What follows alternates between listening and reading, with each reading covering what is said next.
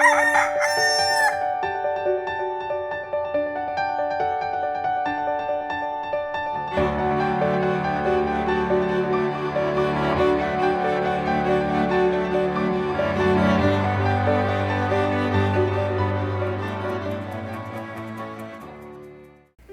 umaga mga kapamilya.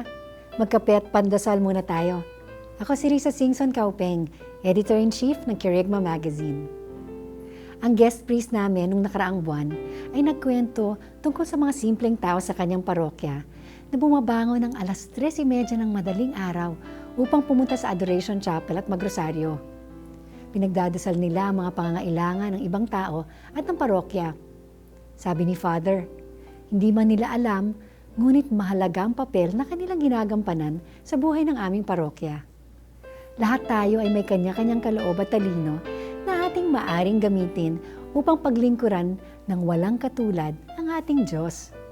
Kahit ang mga kababaihan ng panahon ni Jesus ay binigyan ng pagkakataong maglingkod sa sarili nilang paraan kahit na trato sa kanila ng lipunan ay second-class citizens lamang. Lahat tayo ay merong maiaambag sa gawain ng Panginoon.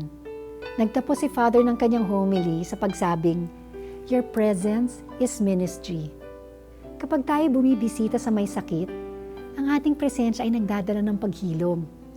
Kapag tayo nagsisimba, kasali tayo sa nagdadasal para sa Santo Papa at ang ating buong simbahan.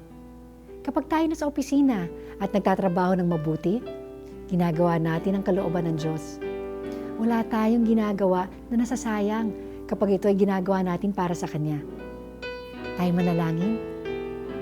Jesus, gamitin mo ang aking pagkatao bilang iyong presensya sa mundo. Amen.